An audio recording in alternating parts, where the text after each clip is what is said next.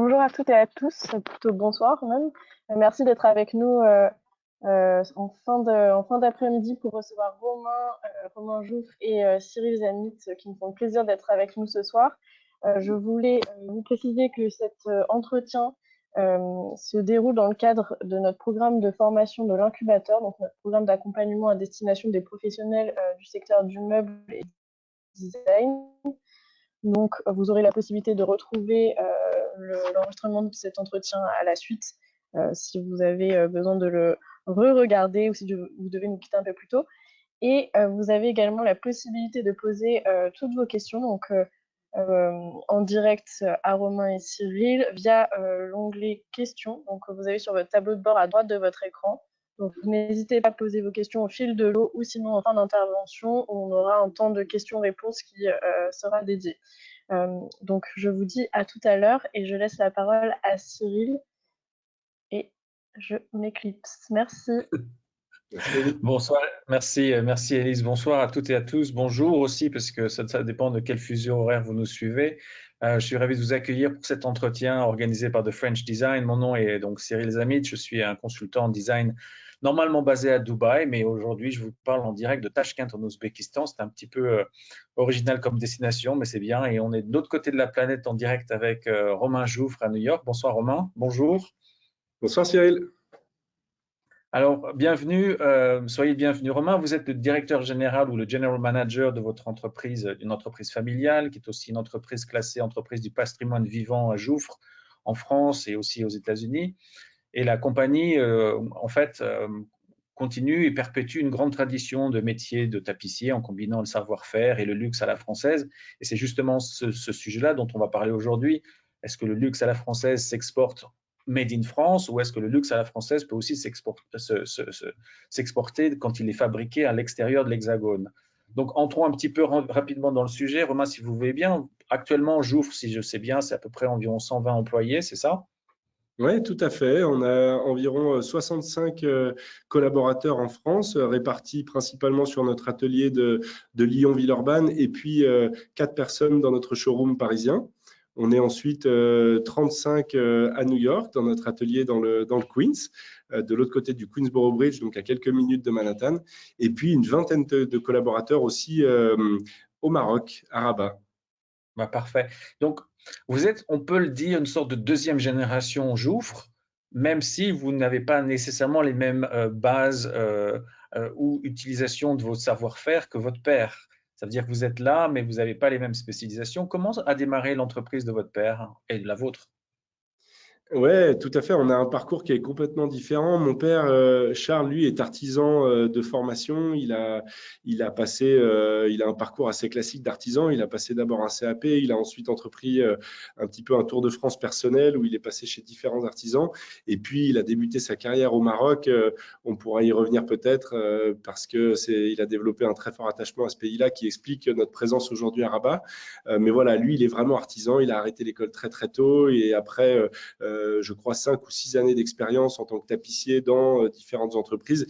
Il a monté en 87 la société Jouffre qui s'appelait à l'époque les Ateliers Charles Jouffre. 87, c'est aussi l'année de ma naissance. Donc il y a un petit clin d'œil de ce côté-là, mais effectivement, moi, à l'inverse de mon père, j'ai pas fait une formation d'artisan, j'ai fait un parcours classique, DUT, licence, master en management à l'école de commerce de Lyon.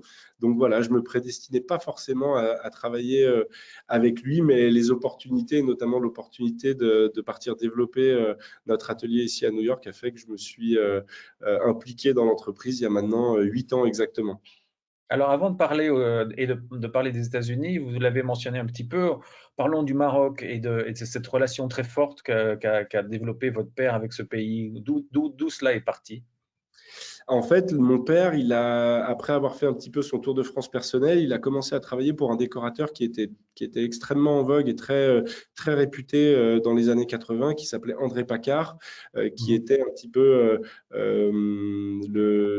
enfin, qui avait énormément de connaissances sur l'art islamique et qui avait donc la possibilité de travailler pour le roi du Maroc. qui était son principal client. Et mon père, voilà, un jour a vu une offre d'emploi pour un tapissier au Maroc et il est parti là-bas. Et en fait, il est tombé en amour de ce pays. Il a passé presque 5 ans à faire des allers-retours entre la France et le Maroc sur différents chantiers pour la famille royale. C'est là-bas qu'il a vraiment fait ses armes, qu'il a développé ses compétences d'artisan, mais c'est aussi là-bas qu'il a appris à travailler en équipe, à faire travailler un ensemble de tapissiers à la réalisation d'un projet d'envergure. C'est là-bas aussi qu'il a côtoyé ce milieu de la décoration très très haut de gamme sur des chantiers de grande ampleur. Et donc, voilà, de là est né un amour pour le Maroc. Il a évidemment eu des amis marocains et il est encore aujourd'hui très très proche d'un ami architecte installé à Rabat qui s'appelle Chafik Kabaj. Et ensemble, à l'époque, ils avaient ce projet de créer une société ensemble. Et donc voilà, je crois en 89 a été créée la société Seine d'Intérieur la société Seine d'Intérieur qui, il y a 2 ans, est devenue Jouffre Maroc, puisque nous avons repris à 100% cette société. Donc voilà, il y a toujours eu ce lien très très fort, affectif, de mon père envers ce pays, et ce lien, c'est vrai qu'il me l'a aussi transmis. Voilà. Mais cet atelier, et souvent j'aime bien le rappeler, c'est un atelier qui est vraiment dédié au projet marocain.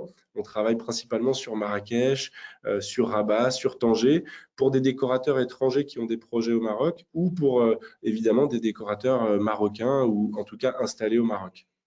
Et on parlera dans quelques instants justement des spécificités des sites de production. Là, maintenant, vous êtes vous-même basé aux États-Unis. Vous y êtes parti à peu près il y a combien de temps et comment s'est fait ce déménagement sur les États-Unis? Et ben donc ça va faire exactement 8 ans que je suis à New York, puisque je suis arrivé à New York le 5 juillet 2014. C'est une date dont je me rappellerai évidemment toujours parce que ça a changé ma vie. En réalité, je peux peut-être expliquer rapidement l'histoire, mais mon père, quelques mois auparavant, un jour, on a un échange tous les deux dans la voiture et il me dit: ah, Romain, j'ai besoin de trouver quelqu'un pour les États-Unis. Un de mes collègues, Julien, qui est toujours dans la société, rentré en France pour des raisons personnelles. Et mon père me dit: demande autour de toi si tu connais pas quelqu'un qui serait intéressé par ce challenge de partir à New York. Et moi, à ce moment-là, j'étais dans une période un petit peu incertaine au niveau professionnel. Je cherchais un petit peu quelle allait être la prochaine aventure pour moi. Et là, je lui dis: bah, écoute, moi, papa, je crois que ce challenge-là m'intéresse. L'idée de partir dans un pays que j'aime beaucoup. J'avais eu la chance de pouvoir me rendre à New York déjà plusieurs fois. Donc voilà, je lui ai dit: écoute, si tu veux, moi, l'aventure m'intéresse. On essaye de travailler ensemble. Et donc voilà, je suis parti sur un VIE au début. J'ai fait 3 mois de formation à Lyon quand même. Je voulais vraiment, même si j'avais baigné depuis tout petit au cœur des ateliers, j'avais quand même envie d'en savoir plus. Donc j'ai passé 1 mois au sein de notre atelier siège, qui est toute notre activité de fabrication de fauteuils, de sièges, de lits, de têtes de lit, etc. Ensuite, j'ai passé 1 mois au sein de notre atelier confection, qui est notre activité de création de rideaux, de décors, de stores, de voilage, mais aussi de dessus de lit, de parmentage de sommiers, etc. Et puis ensuite, 1 mois quand même au sein de notre bureau d'études pour là, voilà, apprendre la gestion de projet, comment on s'occupe bien d'un client, comment on chiffre un projet. Voilà, bon, c'était assez court et en même temps, c'était long. J'ai eu la chance d'avoir quand même 3 mois où j'étais vraiment là juste pour apprendre avant de m'envoler pour New York, où je suis arrivé. À l'époque, c'était une toute petite structure. Il y avait 4 collaborateurs à New York dans notre tout petit atelier à l'époque de Long Island City. Mais donc, à l'époque, vous n'aviez pas d'atelier de production comme à Lyon ou comme au Maroc. C'était vraiment plutôt une antenne un peu marketing ou de recherche de projet, mais pas nécessairement de production, c'est ça? Exactement, vous avez parfaitement raison, Cyril. En fait, au départ, la production pendant des années, en fait, depuis à peu près les années 2000, c'est dans les années 2000 que mon père a commencé à venir aux États-Unis et à convaincre des décorateurs américains de nous faire confiance. Donc jusque-là, jusqu'en 2014, en fait, la production, elle se faisait vraiment à Lyon, à Villeurbanne, et ensuite on exportait vers tous les pays du monde, mais beaucoup vers les États-Unis, où on avait une petite équipe, Julien, qui était chargé de clientèle, qui s'occupait de nos clients. Philippe, qui est un collaborateur qui a beaucoup compté pour moi, qui lui était en charge de la pose, donc il recevait tous les éléments, il s'assurait que tout était bien là, et ensuite il partait sur les chantiers, soit seul quand c'était des projets de petite envergure ou de moyenne envergure, soit il y avait des collègues français qui venaient en renfort quand c'était des grands chantiers et qu'on installait tous les rideaux d'une grande demeure, tous les canapés, etc. Et donc, quand on a discuté, on a préparé cet entretien ensemble il y a quelques semaines, on a parlé de cette idée du Made in France, quelque chose de très important, surtout quand on parle de produits un peu prestigieux comme ce que vous faites. La décision d'ouvrir un atelier de production dans un autre pays, est-ce que ça peut éventuellement affecter l'image du Made in France 100% fait en France, ou parce que vous avez une réputation importante et bien positionnée, ce n'est pas grave parce que de toute façon, ça peut vous aider dans vos projets de développement dans un pays particulier. Quelle a été éventuellement, disons, un peu la problématique que vous avez fait face quand on a dit, OK, on va ouvrir un atelier de production aux États-Unis, par exemple? C'est une excellente question et c'est vrai qu'au départ, on a eu un petit peu ce questionnement et on s'est posé des questions. On s'est dit, est-ce qu'on est en train de faire une bêtise? Est-ce que justement, il ne faut pas vraiment garder ce 100% Made in France? J'ai eu aussi, on côtoie évidemment beaucoup d'artisans, beaucoup d'entreprises extraordinaires qu'on a en France et j'ai eu des gens qui ont été un petit peu… qui m'ont un petit peu challengé sur cette notion en me disant mais attention, si tu te mets à produire aux États-Unis, tu n'es plus vraiment dans le Made in France. Est-ce que tu n'es pas un peu en train de perdre un petit peu l'essence de ce que ton père a créé? Bon, voilà, moi j'ai développé ma propre conviction. En fait, ça a été un mix d'opportunités et de ce que j'ai pu observer au contact de nos clients. Il y a eu deux choses. Quelques mois avant d'arriver, en fait, un grand décorateur new-yorkais, Jamie Drake, vient chercher mon père à travers sa collègue Maryse, qui est aujourd'hui une amie, et lui dit voilà, on a un très beau chantier à réaliser aux États-Unis, on aimerait vous le confier, mais ce chantier doit être produit aux États-Unis, voilà, en lien avec ce client-là qui avait cette exigence-là que sa maison soit réalisée entièrement par des entreprises américaines. Donc déjà, il y a eu cette opportunité-là. Là, mon père a souhaité saisir l'opportunité, il a embauché 2 couturières pour réaliser les rideaux. Donc, il y avait déjà un petit peu ça. On avait du personnel. Il fallait bien continuer à leur donner un petit peu de travail. Et puis moi, quand je suis arrivé, très, très vite, évidemment, les premiers mois, ça a été beaucoup de prospection, beaucoup de démarchage. Et à chaque fois que j'allais dans les bureaux de déco, les bureaux d'archi d'intérieur, je me rendais bien compte que les clients disaient « Ah oui, peut-être pour une pièce exceptionnelle, on vous la donnera. Pour un décor un petit peu spécifique, on fera appel à vous. Mais comprenez qu'on ne va pas vous donner toute la maison. C'est compliqué, vous êtes loin. Qu'est-ce qui se passe si c'est bloqué en douane? Comment ça se passe si on a des retouches? Comment ça se passe si on veut venir voir les pièces ?» Et là, très vite, ma conviction a été que si on voulait vraiment passer la seconde aux États-Unis, il fallait qu'on produise localement au plus proche de nos clients, au plus proche des donneurs d'ordre, mais aussi au plus proche des chantiers. Et puis, d'un point de vue plus personnel aussi, c'est vrai que moi, j'étais pas hyper excité par la perspective d'être simplement un relais commercial pour une production qui serait faite en France. Donc voilà, je dirais que la combinaison de ces 3 éléments-là ont fait que très vite, j'ai dit non, on va produire ici. Et puis après, l'histoire, entre guillemets, nous a un peu donné raison parce que les choses se sont enchaînées très, très vite. Et en fait, j'ai vécu un moment assez magique les premières années où quand j'allais voir les décorateurs que mon père avait mis des années à tisser des relations et que je leur disais, ça y est, on est là, on produit depuis les États-Unis, on est toujours français, on a toujours ce savoir-faire, on a un chef d'atelier français, moi je suis là, je suis le garant de cet œil, de ce souci du détail, mais d'un point de vue pragmatique, on va être là, on va être au plus près de vos chantiers. Les clients ont dit, attendez, c'est génial, c'est pas un canapé qu'on vous donne, c'est toute la maison, tous les lits, tous les rideaux. Et donc voilà, j'ai vécu une période assez extraordinaire de forte croissance. Et vous pensez que c'est spécifique à un marché américain qui est plus ouvert, qui est flexible, qui de toute façon a besoin de choses assez rapidement? J'habite, comme je l'ai dit au début en introduction, à Dubaï, où ce sont des pays où on n'aime pas trop attendre, même si c'est des objets de luxe et de confection faits à la main. Est-ce que c'est parce que vous avez cette expérience-là aux États-Unis que vous pensez que le marché a répondu favorablement et vous aussi de l'autre côté, parce que c'est une demande à l'américaine, que peut-être ça ne se ferait pas si vous aviez ouvert un bureau, je dis n'importe quoi, en Allemagne ou voire un peu plus en Asie ou ailleurs. Est-ce que vraiment ça correspondait à une attente du marché, c'est ça?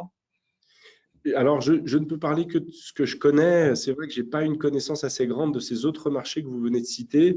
Ce qui est sûr, c'est que ça a très bien fonctionné pour les États-Unis parce que comme vous l'avez expliqué, les Américains ils sont très pragmatiques, ils ont besoin que les choses aillent vite, ils ont aussi cette volonté d'être très impliqués quand ils font du sur-mesure, d'être très impliqués dans le processus de fabrication, de mise au point. Est-ce que ça fonctionnerait de la même manière sur d'autres territoires? J'avoue que je ne me rends pas compte. Après, c'est vrai que la tendance pour moi dans les années à venir, ça va être quand même d'essayer de pousser un petit peu cette stratégie et pourquoi pas d'aller développer des ateliers dans d'autres zones géographiques parce qu'il me semble que c'est une bonne façon de faire. En tout cas, pour nous, ça a fonctionné ici. Donc, j'ai envie d'essayer de voir voilà, si c'est applicable à d'autres marchés. Alors, on avait pensé montrer une vidéo aux internautes qui nous suivent, mais ce serait une opportunité pour eux d'aller voir votre site internet parce qu'elle est tout en haut sur le bandeau d'en haut et c'est justement une vidéo sur l'ouverture de votre atelier au Queens. C'est entre guillemets un deuxième atelier parce que vous avez récemment déménagé dans un nouvel atelier, c'est ça, hein, je ne me trompe pas. Alors en fait, on a déménagé, donc depuis que je suis arrivé, comme on a pas mal grandi, on est passé de 4 personnes en 2014 et on est 37 aujourd'hui.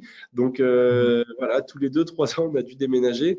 On avait fait un premier déménagement en 2016 et là, on a Mhm. déménagé en juillet de l'année dernière, juillet 2021, dans un très grand atelier, cette fois-ci de 2000 mètres carrés, dans lequel j'espère on va vraiment s'inscrire sur la durée. Normalement, il y a suffisamment de place pour qu'on puisse continuer de grandir. À chaque fois, on est resté par contre dans le même quartier dans le Queens, ce quartier qui s'appelle Long Island City, au pied du Queensboro Bridge. Voilà, donc c'est le troisième atelier que je connais depuis que je suis arrivé. Alors, vous avez dit, vous avez quelques membres de vos équipes qui sont français. Mais vous avez aussi recruté localement. Alors évidemment, quand vous vendez du luxe à la française avec des petites mains en France, entre guillemets, à gauche et à droite, et que tout d'un coup vous recrutez des gens localement, évidemment, il y a des talents partout, évidemment, il y a des talents là où vous êtes, aux États-Unis, dans le monde entier. Comment vous intégrez un talent local dans une équipe qui, peut-être culturellement parlant, n'a pas la même sensibilité et comment vous intégrez ces différentes personnalités dans un esprit d'équipe que vous devez construire. Ouais, tout à fait, c'est intéressant, d'autant plus qu'on veut vraiment garder cette image de tapissier français. On est très attaché à tout ce que quelque part la France nous a apporté. Et donc, comment on fait? Alors, en fait, on essaie de trouver un bon équilibre en faisant aussi voyager nos artisans. Mon père aime souvent dire qu'on a formé nos artisans à notre main, à nos Mhm, méthodes, à nos techniques, à nos spécificités. Donc, nos couturières, elles sont toutes passées à un moment donné par Lyon, par exemple pendant mhm. parfois plusieurs semaines, parfois pendant un mois entier. Elles passent un moment à Lyon où elles viennent vraiment apprendre la singularité de nos méthodes, comment on fait un rideau chez Jouffre, comment on fait un store, et c'est assez différent de nos concurrents américains. Au niveau du siège, on n'a pas eu l'opportunité nécessairement d'envoyer nos artisans en France. Par contre, on a toujours eu des chefs d'atelier français. Donc, D'accord. ça, c'était important pour nous parce qu'on avait vraiment envie qui puisse arriver à distiller comme ça cette approche de ce métier de tapissier à nos artisans américains. Donc voilà, on a eu d'abord Jennifer, qui aujourd'hui est notre chef d'atelier en France. Ensuite, on a eu Camille, qui travaille toujours avec nous, même si elle est rentrée en France, et qui était elle-même compagnon du Tour de France. Et maintenant, on a Clément, qui lui-même est compagnon aussi, qui lui-même a fait un passage assez long par Lyon, puisqu'il a passé 9 mois à Lyon en 2021 et qui nous a rejoint maintenant. Voilà, c'est en trouvant un petit peu ce mix dans nos équipes. Notre directrice de production est française. Nos équipes de designers, par exemple, Taylor et Eric, se sont rendus en France il y a quelques mois pour échanger avec le studio design aussi de Lyon. Voilà, donc c'est vraiment en trouvant ces synergies et en ayant ces échanges qu'on arrive à garder, à mon avis, notre identité française. Et cette identité, elle est très, très forte. On est vraiment identifié par le marché américain comme un tapissier français, en fait. Ah, c'est bien. Alors, dans quelques instants, on va parler donc un peu de de plutôt du marché et donc et de l'approche que vous avez plutôt contemporaine des marchés. Vous avez fait une petite sélection de photos parce que peut-être que nos internautes ne connaissent peut-être pas la maison Jouffre. Alors, on va regarder. Vous allez partager votre écran et vous nous promener un petit peu dans votre univers, s'il vous plaît. Bien sûr, avec plaisir. Est-ce que vous voyez mon écran là? Je vois quelque chose de noir, mais ça devrait arriver, je pense. Hop, alors attendez, je vais refaire la manip. Show. Hop là, voilà, là vous le voyez? Oui, voilà, ça arrive. Voilà, absolument, c'est bon. Moi, je le Ça vois. D'accord. Alors, je vais essayer d'être un peu ordonné pour vous montrer un petit peu ces photos. La première que j'ai sélectionnée, que j'aime bien, c'est cette photo-là. C'est une photo qui est prise depuis notre bureau en soirée et on voit à quel point on est près de Manhattan, cette ville assez magique. Et en fait, ce que j'aime bien sur cette photo, c'est que le bâtiment que vous voyez ici, là, qui est extrêmement fin à droite du poteau d'électricité, c'est une tour assez emblématique de New York aujourd'hui qui s'appelle 432 Park, dans laquelle on a réalisé plus de 14 projets depuis 2015. Donc voilà, C'est votre c'est deuxième maison, quoi. exactement, c'est un petit peu notre totem et quand on le voit de Et l'atelier, on se rappelle et plein de vos bons souvenirs. prochains bureaux, ce sera la penthouse tout en haut, hein, c'est ça, hein? Voilà, exactement, ce serait chouette. Ensuite, quelques photos de l'atelier pour que les gens puissent se rendre compte. Alors, cette photo-là que j'aime beaucoup parce que c'est notre cuisine et que c'est un lieu qui est tellement important pour nous. On aime se retrouver, on essaie d'avoir une vraie culture d'entreprise au sein des ateliers. Et voilà, on passe énormément de temps tous ensemble. On prend plaisir à déjeuner, à faire des dîners, à célébrer Thanksgiving, mais aussi les fêtes françaises. Donc voilà, c'est un espace qui est important pour nous. Cette photo-là qui montre un petit peu l'atelier. Donc sur la gauche, ici, là où vous voyez toutes ces tables rectangulaires alignées, c'est ce qu'on appelle l'atelier confection. C'est là où on réalise les décors de fenêtres, les rideaux, les stores. Et toute la partie droite, c'est la partie qu'on appelle siège. C'est là où on réalise les canapés, les fauteuils, les lits, etc. Voilà. Je peux peut-être montrer cette autre photo qui montre à l'étage nos bureaux et en bas nos salles de réunion ainsi que notre showroom tissu. Hop, cette autre photo qui montre l'intérieur de notre showroom tissu, c'est un outil qui est vachement sympa puisqu'on essaye quand même d'accompagner aussi nos clients décorateurs dans la sélection des étoffes. Voilà, et puis cette photo que j'aime beaucoup puisque on a eu la volonté au moment de ce déménagement, au moment des travaux, de créer un espace pour recevoir nos clients qui soit un petit peu à l'image de ce qu'on peut retrouver sur nos chantiers. On avait évidemment à cœur, à travers cet espace, de mettre en avant nos savoir-faire, mais de mettre aussi en avant des artistes que l'on aime, d'autres artisans que l'on aime.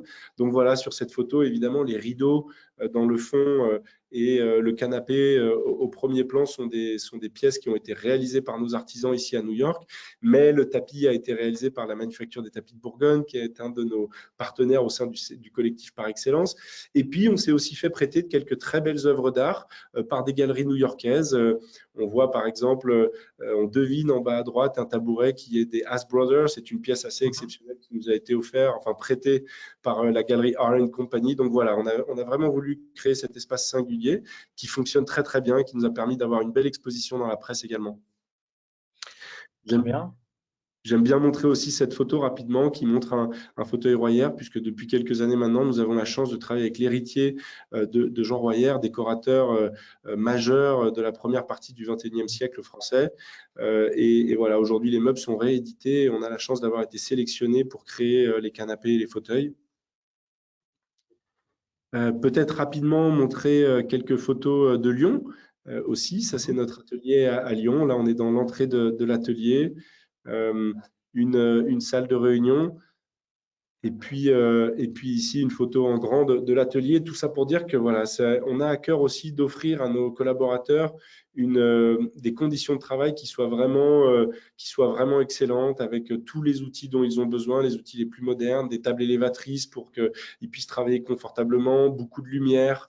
Voilà, ce qu'on a envie, c'est vraiment de dégager aussi l'image d'un atelier extrêmement moderne, tourné vers le futur.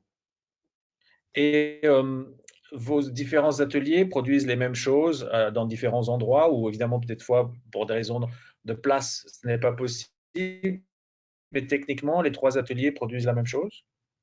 Exactement. Alors, je suis désolé, je ne sais pas ce qui se passe sur mon écran. Hop. Exactement. Les trois ateliers produisent vraiment le même type de réalisation. Alors, par contre, quand il y a des réalisations bien spécifiques qui sont développées en France, elles continuent d'être réalisées en France. Idem avec les États-Unis, quand il y a des réalisations qui sont produites et mises au point aux États-Unis, on va continuer de les faire aux États-Unis, même si c'est pour un marché à l'étranger. Mais par contre, le métier est exactement le même, c'est-à-dire qu'on est vraiment comme un seul grand atelier avec différents endroits où les artisans peuvent travailler en fonction de la localité du projet et du designer.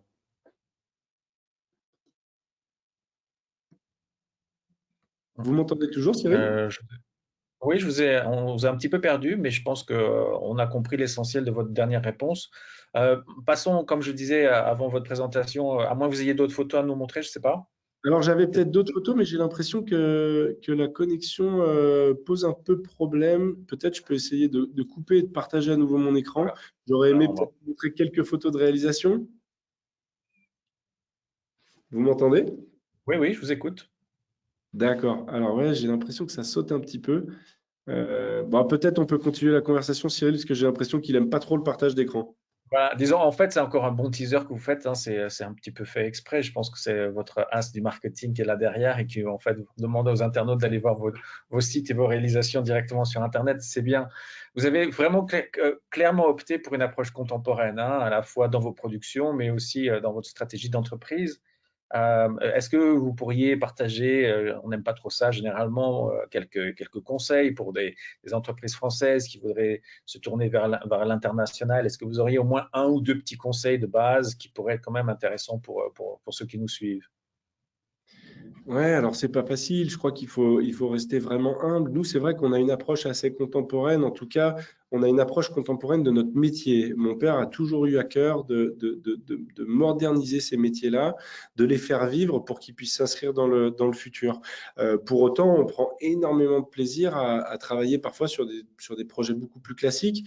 J'avais préparé des photos, on regardera peut-être un peu plus tard, mais des photos de l'Opéra Garnier à Paris, où on a eu Excellent. la chance de réaliser tous les rideaux et les décors du grand foyer de l'Opéra Garnier. Et là, on a réalisé ces décors-là vraiment dans le plus pur respect du style et des dessins qui avaient été faits à l'époque. Donc voilà, mais c'est vrai qu'aujourd'hui, on le voit bien, la tendance va plutôt vers des projets contemporains. Donc c'est important pour nous d'avoir cette image contemporaine, résolument tournée vers le futur. Et c'est vrai qu'une grande majeure partie du travail qu'on réalise aux États-Unis, c'est quand même plutôt des canapés, des décors, des fauteuils contemporains. Alors quelques conseils. C'est pas facile. Ce qui est sûr, en tout cas, le premier conseil que je peux donner, c'est qu'il y a énormément de travail aux États-Unis. Ce sont vraiment les Américains, des gens qui sont passionnés par la décoration, qui sont passionnés par les textiles, qui aiment vraiment investir dans leurs appartements, dans leurs maisons, dans leurs intérieurs. Ils ont vraiment cette sensibilité-là et ils sont très ouverts à la nouveauté, très ouverts évidemment au savoir-faire français. C'est quelque chose qui les attire énormément. Il y en a beaucoup qui sont francophiles, parfois même francophones. Donc ça, c'est sûr que c'est une vraie force que nous pouvons avoir, nous les Français. Un conseil que je peux donner, c'est d'avoir vraiment une présence sur place également. Je crois que les Américains, je l'ai déjà dit, je me répète un peu, mais ils sont extrêmement pragmatiques. Ils ont besoin que la communication soit fluide. Ils ont besoin qu'on leur réponde assez rapidement. Vous voyez, plus d'une journée pour répondre aux États-Unis, ça commence déjà à faire long pour eux. Ils sont dans l'instantané. Donc, avoir quelqu'un sur le même fuseau horaire, ça me paraît être impératif si on veut vraiment s'attaquer à ce marché américain. Et puis, je pense qu'avoir quelque chose d'un petit peu tangible quand même, un petit bout d'atelier, un petit bout de stockage, un petit bout de bureau pour pouvoir les recevoir, leur montrer des échantillons, leur montrer des références, ça, je pense que c'est vraiment important. Et puis, peut-être un dernier conseil que je peux me permettre de donner, j'ai vu chez nous un changement quand même le jour où on s'est aussi américanisé. Je pense que voilà, être 100% français, c'est pas forcément une force. À un moment donné, comme je l'ai dit, les Américains, ils ont envie de pouvoir communiquer de manière extrêmement fluide, extrêmement précise. C'est la raison pour laquelle on a 4 chefs de projet à New York. Une personne, Sophie, qui est française et qui nous permet justement de travailler avec les décorateurs français qui nous font confiance pour leurs projets américains. Mais les 3 autres personnes sont américaines, nées aux États-Unis. Et voilà, elles peuvent vraiment être aux petits oignons avec nos clients américains. Et faire des foires ou des salons professionnels, mais ne pas avoir une présence permanente, comme vous venez de le dire, aux États-Unis, est-ce que on peut considérer ça comme éventuellement une bonne introduction, mais après, il faut faire un énorme follow-up, comme on dit en bon français, pour justement consolider éventuellement des premières approches, ou c'est presque une pierre dans l'eau, parce que, comme vous le dites, malgré tout, il faudra une présence plutôt fixe et permanente aux États-Unis, par exemple, pour votre exemple, hein. C'est une bonne question. J'aurais du mal à y répondre parce que nous, ça n'a jamais vraiment été notre stratégie. On n'a pas vraiment participé à des salons comme ICFF, qui est un très très gros salon. Ce que mon père a fait déjà depuis de nombreuses années, par contre, c'était de participer par exemple à un show qui s'appelle le Kips Bay, des décorateurs américains prennent possession souvent c'est d'un hôtel particulier dans Manhattan, et il y a plusieurs décorateurs qui s'occupent chacun d'une pièce. Et là, c'est assez incroyable parce qu'en un mois et demi, ils refont complètement la maison avec l'ensemble des artisans avec lesquels ils aiment travailler. Ça, c'est quelque chose qu'on a fait. Mais effectivement, je pense que si on espère faire quelques voyages ici et là, un salon par-ci par-là, et que derrière, on n'a pas une présence physique aux États-Unis, il me semble que c'est compliqué. Voilà. Mais peut-être que certains y arrivent très bien. Et je sais qu'il y a plein de très, très belles entreprises françaises qui se débrouillent bien aux États-Unis sans avoir nécessairement une présence très forte là. Donc, je pense que ça dépend aussi peut-être un petit peu de son savoir-faire. Est-ce qu'il est plus ou moins rare, plus ou moins spécifique aussi? Et bon, c'était une question un peu cliché qui va rebondir sur un des mots que vous avez donné dans votre réponse précédente, mais en tant que Français, moi-même vivant à l'étranger, on a cette image du savoir-faire français qui est encore assez vivace et malgré tout, c'est un peu dommageable quand même parce que on pense que les entreprises françaises, ok, elles sont bonnes, elles sont leaders sur leur marché, elles font de l'excellence, elles font de la qualité, mais elles sont peu flexibles, elles sont pas nécessairement à l'écoute de leurs clients, elles ont un petit peu aussi empêtré dans le passé, dans le glorieux passé et pas nécessairement tourné vers l'avenir. Comment vous abordez un nouveau client? Bon, évidemment, pour vous, on va parler du marché américain. Est-ce que vous utilisez justement le mot que je voulais reprendre de votre réponse précédente? Est-ce que vous utilisez une certaine humilité par rapport à l'approche d'un nouveau client, ou vous arrivez avec vos drapeaux français en disant, voilà, on est là, et take it or leave it, en fait, entre guillemets, quoi. Alors, moi, je crois que j'ai une approche plutôt humble.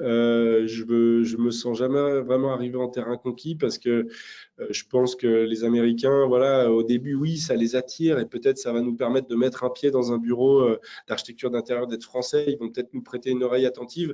Mais si derrière, ça ne suit pas en termes de qualité, en termes de réactivité, etc., ils vont très, très vite se détourner, hein. Ils ne nous ont pas attendus. Il y a tout ce qu'il faut ici aux États-Unis pour réaliser des projets. Il y a vraiment l'intégralité quasiment des métiers d'art qu'on trouve en France. Alors, ils n'ont pas le même œil, ils n'ont pas la même approche des proportions. C'est sûr qu'on a encore une vraie valeur ajoutée en France. On a le compagnonnage. Ici, il n'y a pas d'école, par exemple, pour les artisans. Donc, on peut être sûr de nos forces, mais je crois qu'il faut savoir rester humble parce que quand même, ici, il y a des artisans de très, très grande qualité. Je le vois bien avec mes artisans tapissiers ici qui ont un niveau absolument extraordinaire. Ils ont de l'or dans les doigts et pour la plupart, ils se sont formés par eux-mêmes au fil de leurs expériences dans différents ateliers. Et aujourd'hui, ils ont un niveau qui est exceptionnel et qui est comparable à celui de nos artisans en France. Donc voilà, il faut, je crois, moi, avoir une approche plutôt humble parce que sinon, voilà, le masque tombe vite. Oui.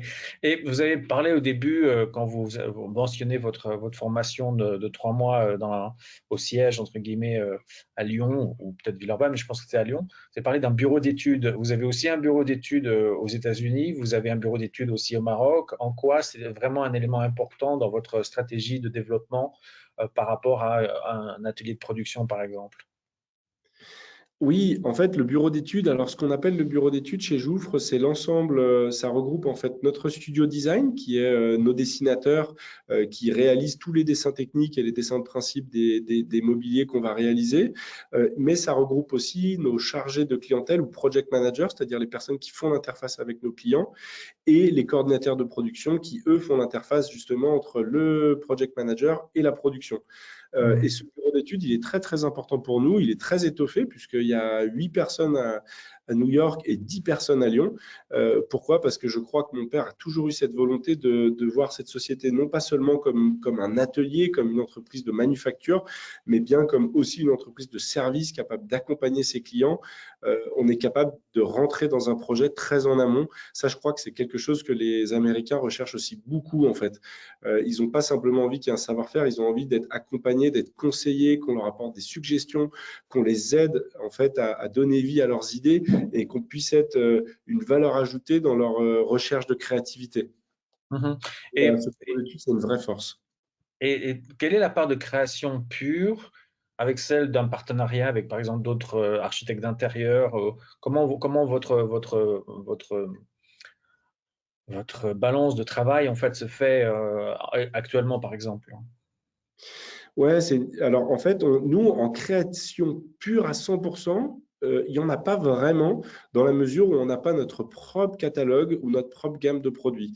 Notre mission d'ailleurs, c'est accompagner les esprits créatifs par notre maîtrise des métiers d'art et notre capacité d'innovation. Donc, Mhm. notre créativité, en fait, elle est vraiment au service des esprits créatifs, au service des créateurs, au service des architectes d'intérieur.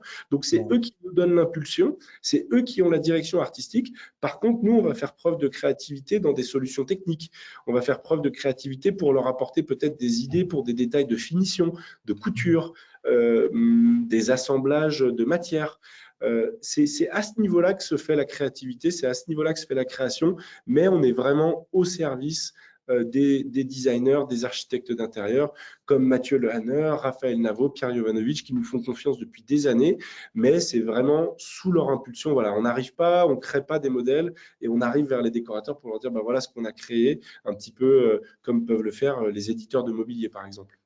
Et quand on avait préparé cet entretien, vous m'avez parlé que votre père n'hésite pas parfois à utiliser de nouveaux produits et ne se bloque pas dans un savoir-faire, entre guillemets, avec des matériaux qui ont presque plutôt plusieurs années d'existence. Quand il y a un nouveau matériau qui arrive, vous n'hésitez pas le prendre et l'intégrer dans votre production, n'est-ce pas? Ouais, exactement. Ça, c'est une valeur aussi qui nous est chère, qui est vraiment l'innovation, la recherche. Mon père m'avait dit un petit peu au tout départ, quand je suis arrivé, je le questionnais souvent, mais pourquoi on ne travaille pas de manière plus traditionnelle? Pourquoi on utilise beaucoup la mousse, etc. Est-ce que tu es sûr que c'est la bonne stratégie? Bon, voilà, j'étais en phase d'apprentissage et mon père m'avait dit, écoute, Romain, en fait, c'est l'histoire qui s'est faite comme ça. Il faut qu'on modernise ce métier, sinon ce métier, il va mourir. Et mon père me dit toujours, les tapissiers au XVIIe, au XVIIIe, au XIXe, c'est un petit peu l'âge d'or de ce métier. S'ils avaient eu de la mousse, ils auraient utilisé de la mousse. Et ça m'a un petit peu marqué, ça me suit encore aujourd'hui. Et c'est vrai que notre approche de ce métier, c'est de se dire, il faut faire vivre ce métier-là. Là, aujourd'hui, par exemple, on a toute une démarche, notamment avec Maison Royère, hyper intéressante, qu'on appelle néo-traditionnelle, où on repart vers des matériaux plus naturels, plus responsables de notre environnement, voilà, parce qu'il y a eu une prise de conscience chez nous, qu'il y a une prise de conscience de la part de nos clients, mais quelque part, voilà, c'est un processus, c'est une histoire, et on ne se dit pas que ce métier-là, il doit à tout prix se faire comme il se faisait il y a 200 ans.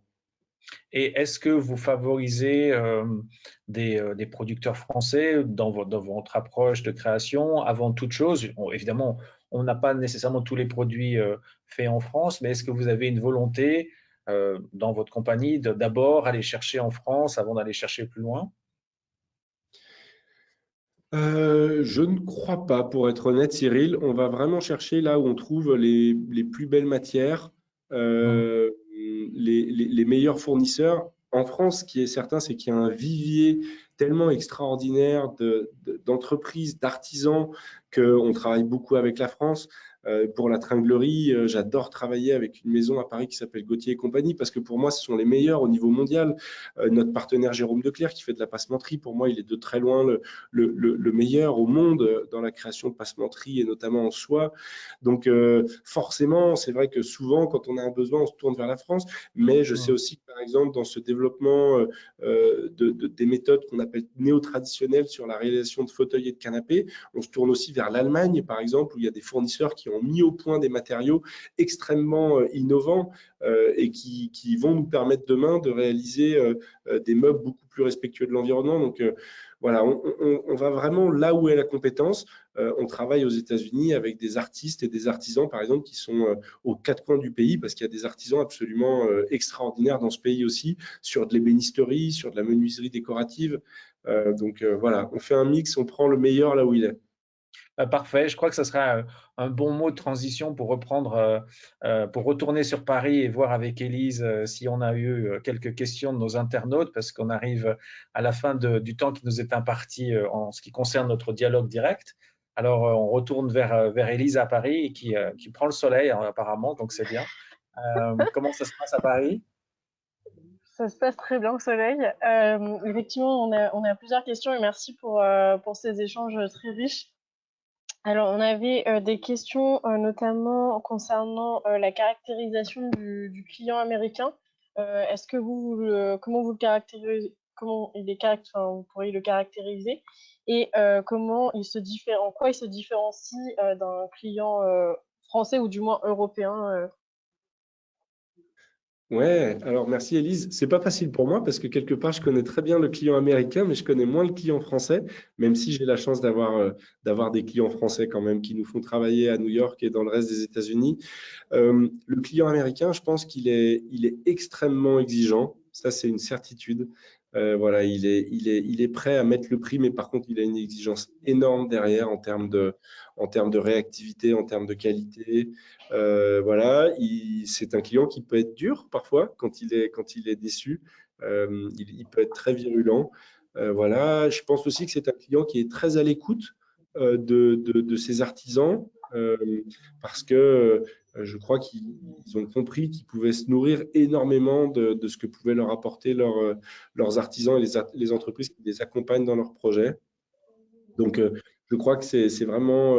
Et puis, il faut le dire quand même, très admiratifs quand même de l'histoire de la France, de notre passé, de notre maîtrise des arts décoratifs. Donc, c'est quand même des gens qui voyagent, par exemple, énormément en France dès qu'ils ont besoin d'acheter du mobilier, dès qu'ils veulent acheter des choses un peu exceptionnelles ou s'inspirer. C'est quand même, ils vont systématiquement à Paris. Souvent, c'est leur ville de cœur, hein. J'ai beaucoup de clients qui ont notamment des petits pieds-à-terre à Paris. Donc, voilà, je pense que pour les entreprises françaises que nous sommes, il ne faut pas hésiter à arriver avec des idées, des suggestions, parce qu'ils vont vraiment être à l'écoute. Il y avait justement une question qui était liée à celle-ci concernant une demande spécifique qui serait liée aux clients américains et est-ce que vous avez dû adapter aussi votre offre et la manière dont vous présentiez en tout cas cette offre sur le marché américain? Alors, pour être parfaitement honnête, non. Nous, on n'a pas, d'un point de vue en tout cas marketing, d'un point de vue de notre présentation, je pense pouvoir dire qu'on n'a pas une approche différente parce que notre stratégie depuis le départ, ça a été vraiment de dire on est une seule et même entreprise, simplement avec des ateliers dans des zones géographiques différentes. En fait, comme nos clients, ils sont constamment en train de travailler un jour avec notre atelier français, le lendemain avec notre atelier américain, on voulait qu'ils retrouvent une vraie homogénéité au, au- tout au long de leur expérience, pardonnez-moi. Donc, c'est vrai qu'on n'a pas une approche différente. On présente nos métiers de la même manière. On a les mêmes supports de communication. On a un seul et unique site internet. Bon, voilà, ça a été notre stratégie. Peut-être que si j'avais fait différemment, je serais allé beaucoup plus vite ou que j'aurais bien plus de succès. Bon, voilà, ça a été notre approche. En tout cas, nous, on est vraiment, c'est une seule et même entreprise. Très bien. Une question toujours qui est liée à votre implantation à l'international. Aujourd'hui, sur quel marché êtes-vous présent au-delà, donc on a parlé du Maroc et des États-Unis et évidemment la France. Est-ce que vous avez d'autres marchés importants aujourd'hui? Et sinon, quel marché et où, en tout cas, quel marché ciblez-vous aujourd'hui dans le cadre de votre développement à l'international? Alors, on est très présent sur le marché américain, évidemment, et on a la chance d'avoir des projets un petit peu aux quatre coins des États-Unis, même si presque 70 à 80% de notre chiffre d'affaires est réalisé dans New York et sa région. Mais on a aussi des projets en Utah, à Los Angeles, à San Francisco, à Miami. Donc ça, c'est pour les États-Unis. On a déjà eu des projets aussi au Canada, notamment à Montréal et dans la région de Montréal, les bons chalets, les très beaux chalets qu'il y a notamment dans la région de Mont-Tremblant. Notre atelier français, lui, il travaille beaucoup à Genève, puisque en plus on a la chance d'être géographiquement très proche de la Suisse. On travaille énormément à Londres, où on a réussi à avoir des clients vraiment exceptionnels comme Francisque Sultana, Martin Kemp, Winch Design et d'autres que j'oublie malheureusement. Donc voilà, ça c'est important pour nous. Et puis après, en fait, nos clients nous amènent parfois, nous, à intervenir dans d'autres régions du monde. On a parfois des chantiers en Israël, on a eu des chantiers au Qatar, très importants. On a eu, il y a quelques années, un chantier à Bakou. À un moment donné, Tiffany Co, par exemple, était un de nos gros clients. On réalisait l'intégralité des rideaux pour toutes les boutiques du monde. Donc là, c'était assez fantastique pour nos équipes de tapissiers Villiers, ceux qui partent sur les chantiers installer les rideaux. Ils se sont déplacés en Australie, en Chine énormément. À un moment donné, on ouvrait quasiment une boutique en Chine tous les mois. Donc voilà, on est amené à travailler un peu sur tous ces marchés-là, mais les prescripteurs souvent sont quand même soit à Paris, Londres, un petit peu la Belgique, la Suisse et les États-Unis. Ok, très clair. En tout cas, on parlait de success story dans notre intitulé de cet entretien et je pense qu'on peut le réaffirmer après ce témoignage et ces éléments. On a des questions concernant votre communication et la manière dont vous vous êtes implanté, notamment donc, aux États-Unis. Comment communiquez-vous aujourd'hui? Comment vous en êtes arrivé là en termes de notoriété aussi dans ce pays-là? Je sais qu'il y a aussi la structure par excellence avec lesquelles vous avez des liens. Peut-être que vous pouvez nous en parler également. Oui, bien sûr, bien sûr. Alors, ben, c'est vrai que moi, quand je suis arrivé, comme j'avais pas une carrière d'artisan, il fallait que j'essaye d'apporter autre chose, une valeur ajoutée. Donc, moi, j'avais une spécialisation un petit peu en marketing. Donc, c'est vrai que j'ai mis un petit peu l'accent là-dessus dès le départ. J'ai changé le nom de l'entreprise. Voilà, tout le monde s'est un petit peu moqué de moi au départ en me disant tu enlèves le prénom de ton père, tu veux tuer ton père. Non, c'était pas du tout ça, mais c'est vrai que j'avais remarqué que quand les gens parlaient de nous, ils parlaient beaucoup de Jouffre, en fait, par habitude. Voilà. Après, on a refait le logo, on a refait la charte graphique. Pour moi, c'était important de mettre un petit peu les choses à plat avant de. Voilà. L'idée, c'était de ne pas mettre la charrue avant les bœufs, c'était de se dire on va partir aux États-Unis, on a l'ambition de devenir un acteur majeur sur le métier de tapissier. Donc voilà, on a remis un petit peu toutes les choses à plat, refait notre site internet, essayé d'obtenir un maximum de photos. C'est quelque chose qui manque souvent beaucoup aux artisans, malheureusement, puisque les chantiers sur lesquels on intervient sont souvent très confidentiels. Là, on a eu la chance d'avoir des clients très importants qui ont vraiment joué le jeu, qui nous ont aidés. Et je les remercie parce que c'est aussi grâce à la possibilité qu'ils nous donnent de mettre en avant notre savoir-faire qu'on peut créer des vocations. Donc voilà, on a fait tout ça. Aujourd'hui, pour s'en occuper, j'ai une personne à plein temps à Lyon, Hugo, qui est à plein temps chez nous, qui est accompagné de Tiffany, qui est alternante en communication. Donc c'est eux qui rédigent tous les articles, qui créent tout le contenu, qui postent sur les réseaux sociaux. Instagram a été très très très important pour nous. Aujourd'hui, on a une jolie petite communauté de presque 19 000 personnes sur Instagram. Donc ça nous permet aussi d'avoir énormément de demandes entrantes, des décorateurs qui viennent à nous parce qu'ils voient notre travail sur Instagram et les réseaux sociaux. Voilà, qu'est-ce que je pourrais dire de plus? Voilà, mais c'est vrai que c'est quelque chose qu'on travaille beaucoup. On y dépense beaucoup d'énergie, un petit peu d'argent, même si on essaie d'être malin et de faire pas mal de choses nous-mêmes en interne. Mais c'est vrai que c'est important parce que ça permet aussi, à mon avis, de garantir la pérennité de cette société. Avant, elle était très dépendante de mon père qui, lui, avait développé un carnet d'adresses absolument fantastique, qui avait une vraie légitimité sur son métier. Aujourd'hui, il n'est plus là, donc il faut aussi que cette entreprise, elle s'appuie sur une organisation. Et moi, c'est vraiment un de mes moteurs, quelque chose qui me motive énormément, c'est que je veux que cette entreprise, elle ne soit pas dépendante de moi. Très bien. Juste pour finir très rapidement, si vous pouvez nous expliquer le lien avec Par Excellence, il y a eu aussi. Pardon, je n'ai pas parlé de Par Excellence. Pas Excusez-moi, de Elise. souci. Tout à fait, Par Excellence. Alors, Par Excellence, c'est un projet qu'on a créé avec mon père à peu près à mon arrivée à New York. On avait en fait à l'époque une sorte de petit showroom à Manhattan et ce showroom, on a dû l'abandonner pour aller dans un atelier plus grand dans le Queens. On avait cet espace et très vite avec mon père, on s'est dit pourquoi cet espace, on ne le garderait pas pour aider d'autres entreprises qui, comme nous, ont envie de venir aux États-Unis et créer une synergie. Et on a créé comme ça Par Excellence avec des amis de longue date de mon père qui sont aujourd'hui les moyens, comme Jérôme Declerc de Declerc Passementier, comme Lison de Cône, comme Mel Jacques aussi qui fait des interrupteurs et des prises électriques absolument fantastiques en laiton. Donc voilà, il y a eu tout de suite un certain nombre de partenaires. Le projet a grandi, d'autres partenaires nous ont rejoints. Aujourd'hui, on est 11 et effectivement, Par Excellence, on s'est associé avec Guillaume Bouchez il y a presque 3 ans maintenant et c'est vraiment l'adresse new-yorkaise des savoir-faire français d'exception.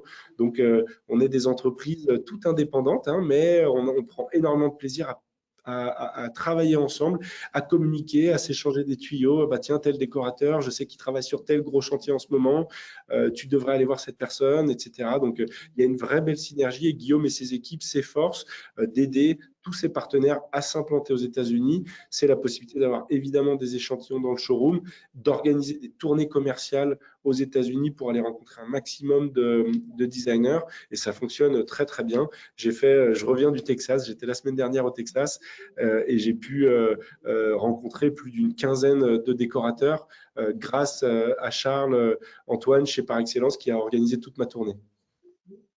Génial. Bravo en tout cas pour cette initiative aussi de Par Excellence et j'invite aussi toutes les entreprises qui sont qui sont dans une démarche d'export sur ce marché à peut-être aussi se rapprocher du coup de par excellence. Ça peut être intéressant. Il y a beaucoup de questions. Je ne sais pas si on aura le temps de toutes les traiter. Je remercie l'audience de l'intérêt porté à cet entretien. Peut-être on peut finir sur une partie un peu plus technique parce qu'il y a eu plusieurs questions sur ce sujet-là concernant la production elle-même et notamment les questions de normes et la différence avec le marché français. Est-ce que vous êtes contraint par ça? Est-ce que, notamment en termes d'utilisation de matières premières, de matériaux et les législations par rapport à l'environnement notamment? J'essaie de combiner plusieurs questions à la fois. J'espère que je reste claire pour terminer cet entretien. Ouais, alors malheureusement, je vais être très transparent, je vais pas être d'une grande aide parce que nous, comme on n'a pas vraiment une démarche produit, c'est-à-dire qu'on n'a pas un catalogue, on n'a pas un produit, on n'est pas vraiment soumis en tout cas à ces réglementations. En tout cas, c'est pas quelque chose sur lequel on fait, voilà, je suis pas très renseigné là-dessus malheureusement. Je pourrais pas vous aider. Ok. Je sais qu'il y a des normes électriques. Je sais que notre partenaire Meljac, lui, doit se mettre aux normes américaines au niveau de l'électricité. Pour moi, aujourd'hui, en tout cas, c'est pas un sujet, c'est pas C'est un pas un problème. enjeu. Voilà, c'est pas un enjeu. Parfois, on est soumis, comme en France, à des normes non-feu, notamment sur des espaces publics, sur des hôtels, sur des restaurants. Bon, voilà, ça c'est assez simple. On sait où on peut trouver des matériaux inifugés. Mais voilà, dans le gros de nos affaires, sur des chantiers privés, résidentiels, on n'est pas soumis, à ma connaissance, peut-être que je devrais me renseigner, à des normes très fortes. Ok, très bien. Bah, écoutez, merci beaucoup Romain pour cet entretien aujourd'hui. Merci également à Cyril qui a eu une très longue Merci à vous. journée depuis, depuis là où il est. C'était un petit challenge de réunir tout le monde aujourd'hui entre Paris, l'Ouzbékistan et New York. Donc merci beaucoup. Ça sera disponible la semaine prochaine en replay. Donc si vous voulez revoir l'entretien, il n'y a pas de problème. Et je vous invite également à participer demain, puisqu'on a un atelier avec Business France. Donc on sera dans des éléments aussi très concrets de décryptage de différents marchés, pas seulement celui américain. Donc ça peut être intéressant pour vous. Et le témoignage de deux belles marques qui sont également présentes à l'international, Maison Dada et La Fuma. Donc c'est de 10h à 12h30 demain et je vous invite à vous inscrire, c'est ouvert à tout le monde.